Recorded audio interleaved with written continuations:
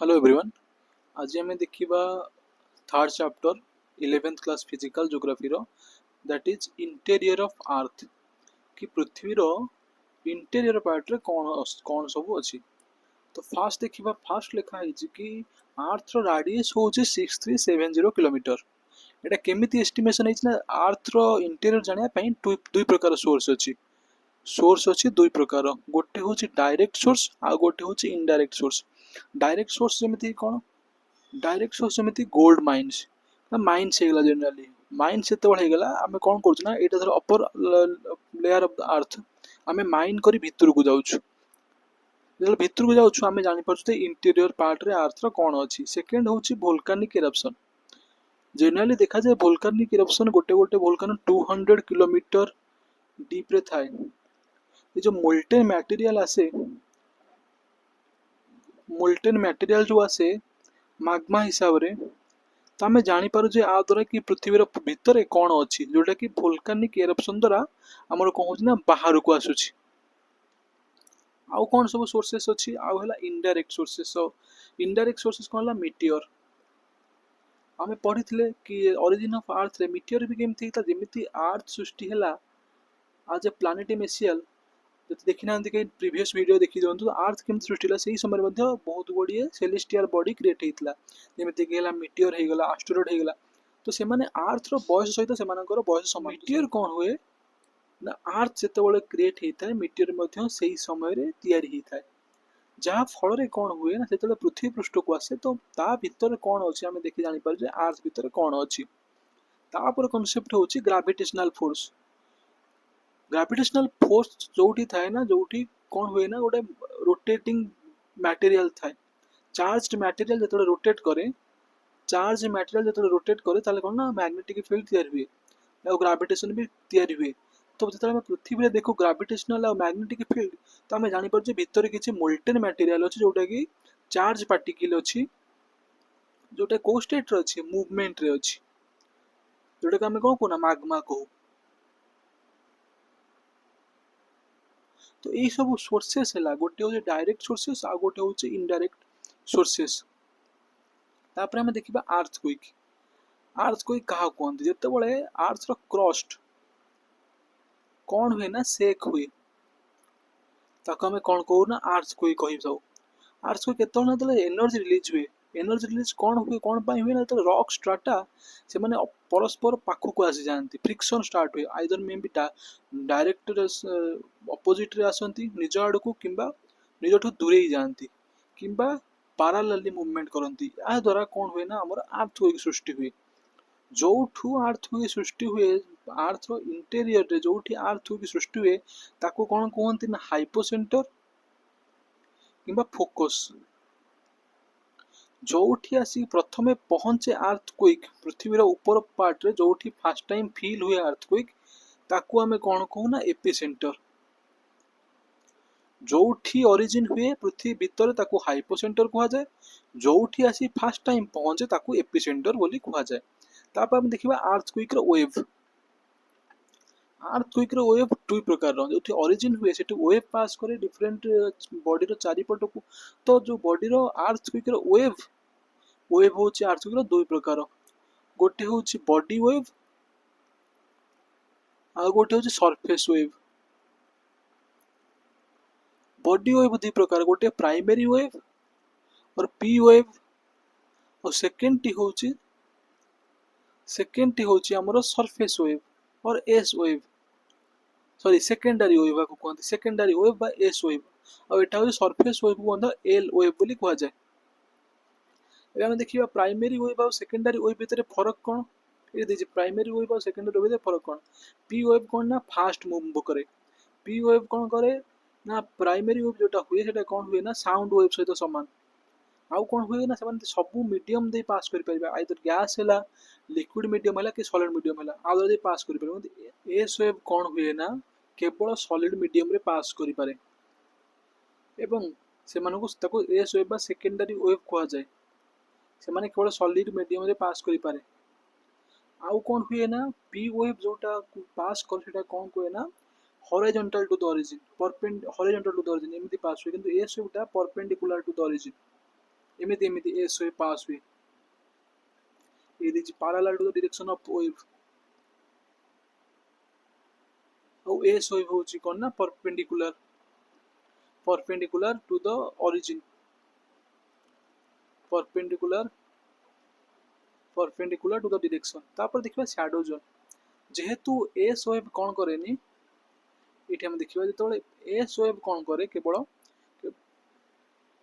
केवल solid medium रे पास करि पारे जेहेतु अर्थ रो लेयर डिफरेंट डिफरेंट अछि तो सब मीडियम रे पास करि पारेनी तो तार वेवटा एमिति पास करे जेहेतु आमर सब मीडियम पास कर पारे 105 डिग्री रु 105 डिग्री पर्यंत ये जो एरिया रहला एटा शैडो जोन कहार ना एस वेव रो रीजन कोन ना से पास करि पारुनी कोटा ना लिक्विड मीडियम किबा कोनोसी मीडियम को पास करि पारने से केवल सॉलिड मीडियम रे पास करि पारुची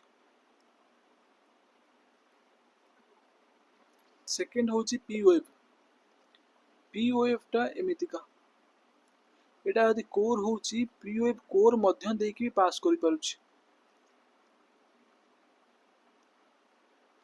जहाँ फल रे तार शैडो जोन केमती होची 105 डिग्री रु 145 डिग्री रीजन काहे ना एते तो पास करूची डिफरेंट मीडियम रो से टिके टिके रिफ्रैक्ट करूची एठी देजी तांकर पी वेव रो शैडो जोन एटा 105 डिग्री 145 डिग्री एस वेव रो पूरा ए एरियाटा टोटल काहे ना एस वेवटा कोन करची ना कोर रे पास करि पाने ना कोर रो अपर लेयरटा होची हमर आउटर कोरटा आउटर कोर मीडियमटा हमर कोन ना सॉलिड मीडियम नुहे सेति पई से पास करि पाउनी एटा होची एस वेव रो शैडो जोन यदि क्वेश्चन पचराबे एस वेव रो शैडो जोन कोठु केते वाट ना 105 डिग्री रु 105 डिग्री पी वेव रो 105 डिग्री रु 145 डिग्री तापर असला हमर टाइप्स ऑफ अर्थक्वेक रो कारण कोन होई पारे केमिति का अर्थक्वेक पारे माइनिंग एक्टिविटी हमर डायनामाइट यूज हुए डायनामाइट फाटला परे हमर अर्थक्वेक हेई पारे तापर न्यूक्लियर एक्सप्लोजन हे गेला कि न्यूक्लियर डिवाइस हला कि बॉम्ब हला तो जदि गोटे बहुत बड़ आकार एक्सप्लोजन हुए ताहा भी गोटे कारण हेई पारे कोन हमर ना अर्थक्वेक होआ पय जदि लार्ज रिजर्वर हे जाय ताहाल भी अर्थक्वेक फॉर एग्जांपल एटा होच रिजर्वर गेट एठी पानी अछि एठी हमर कोन अछि ना पानी अछि जे गोटाई जगह रे बहुत गुडी पानी हे गला तो से कोन कला ना स्ट्रेस क्रिएट कला अर्थ ऊपर तो जेहेतु स्ट्रेस क्रिएट कला सेथ पई कोन होय ना मूवमेंट हुए क्रस्ट रे मूवमेंट इन क्रस्ट सेटा भी गोटे कारण थाए अर्थक्वेक पई तो अर्थक्वेक मेजर करिया पे हमर दुई प्रकार स्केल व्यवहार करा जाय गोटे रिक्टर स्केल आ गोटे अछि मर्कल स्केल कोन मापे ना इंटेंसिटी जेमति कि विजिबल डैमेज और मैग्नीट्यूड के माटे ना रिक्टर स्केल केते प्रकार दी प्रकार कोन कोन गोटे होची मर्कली गोटे होची रिक्टर मर्कल स्केल कोन मापे ना इंटेंसिटी जेहिटी कोन ना विजिबल डैमेज रिक्टर स्केल कोन मापे ना हमरो मैग्नीट्यूड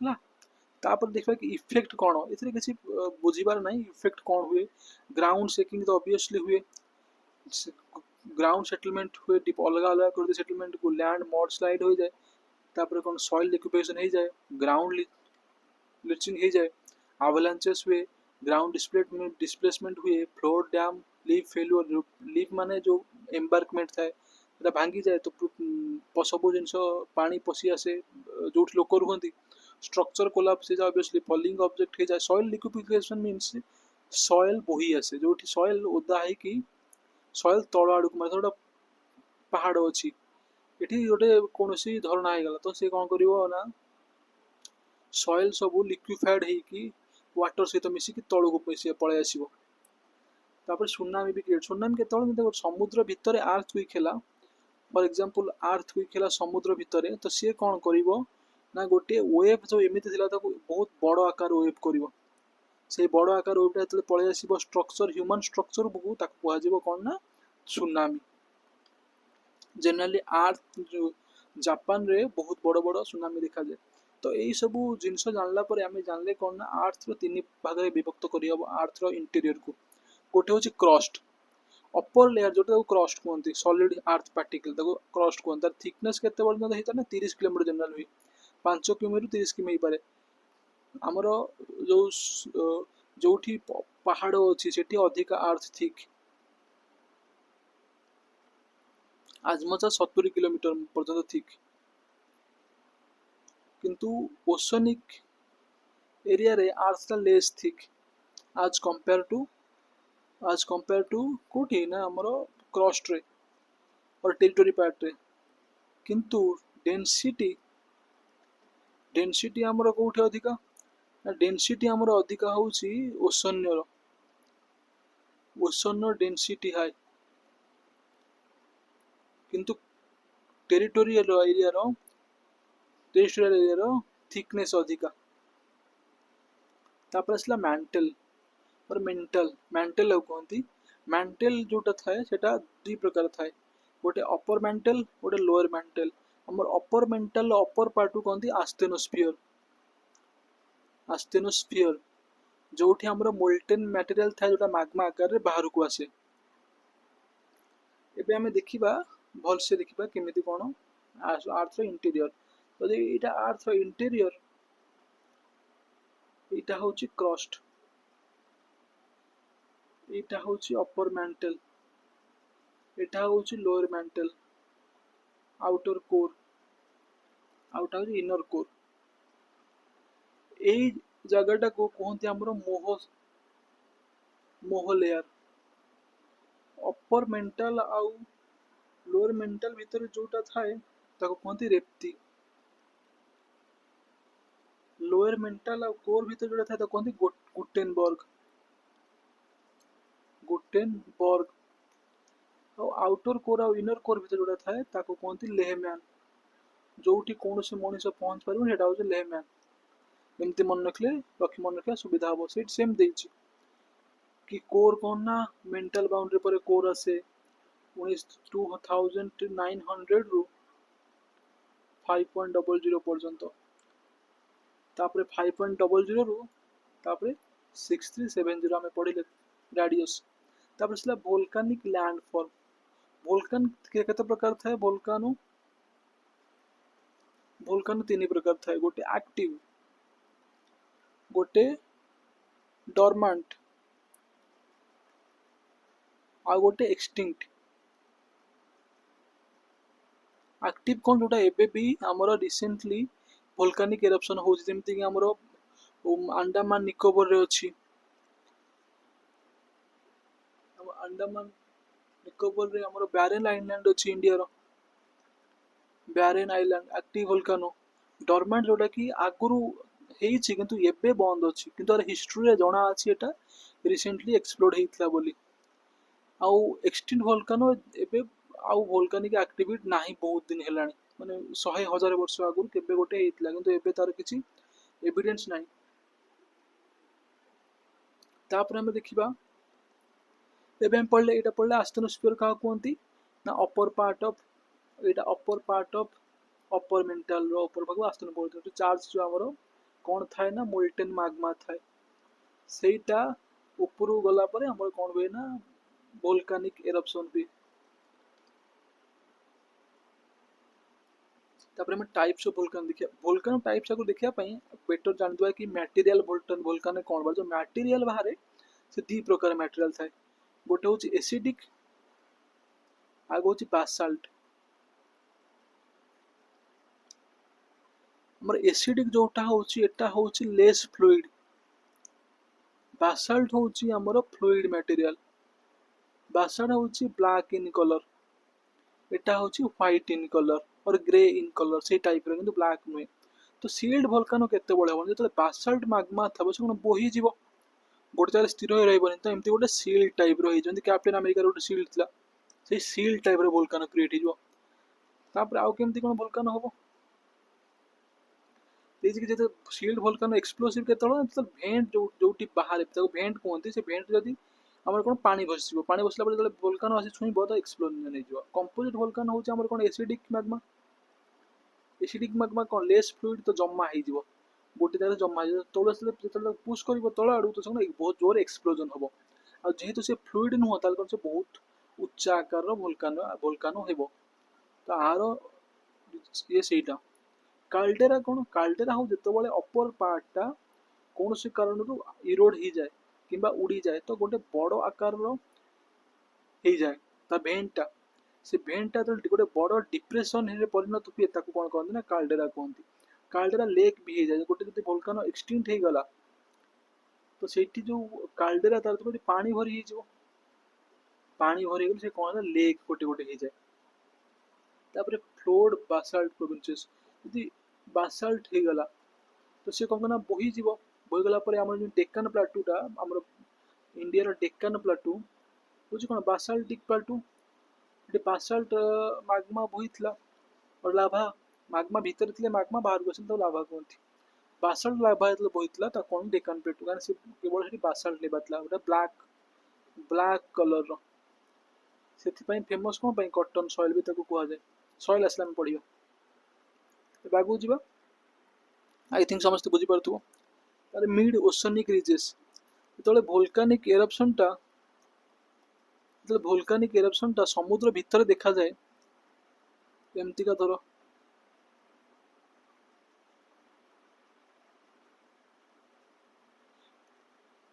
ଏଇଟା ଆମର ହେଉଛି ଆଟଲାଣ୍ଟିକ୍ ଓସନ୍। ଏଇ ଯେଉଁ ଭୋଲକାନିକ୍ ଦେଖାଯାଏ activities due to movement in opposite direction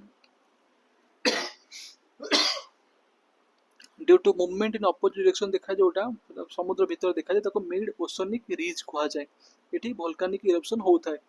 तापर इंट्रूजिव फॉर्म्स माने होची कोन जते बळे गोटे जगारू वोल्कानिक इरप्शन होची एटा अर्थ एटा वोल्कानिक एरिया एटा होची अर्थ। तो एतले पास करथाय तो से डिफरेंट लीकेज हो जाए। लीकेज होला परे से कोन भितरे डिफरेंट टाइप्स रो शेप नहीं जाए। से शेप को प्लूटोनिक रॉक कहती। केते प्रकार प्लूटोनिक रॉक थाए देखंतु गोटे बाथोलिथ तले बहुत बड़ वेरी बिग अमाउंट रे तले गोटे जगह ठूलो हो जाए तो कहती कोन ना हमर बाथोलिथ। जेते बळे एट कहि दोची जेते बळे से कोन हुए ना हमर जेते फॉर्मेशन टा एमती पूरा सीधा ही जाए ता कहती डाइक। ଯେତେବେଳେ ଏମିତି ହେଇଯାଏ ତାକୁ କୁହନ୍ତି ସିଲ୍। ବହୁତ ବଡ଼ ଆକାର ଡୋମ୍ ହେଇଯାଏ ତାକୁ କୁହନ୍ତି ବାଥୋଲିଥ୍। ଯେତେବେଳେ ଛତୁ ଭଳିଆ ସେପ୍ ହେଇଯାଏ ତାକୁ କୁହନ୍ତି ଲାକୋଲିଥ୍। ଡାଇକ୍ ହେଇଗଲା ସିଲ୍ ହେଇଗଲା ଆମର ଲାକୋଲିଥ୍ ବି ହେଇଗଲା ଏଠି।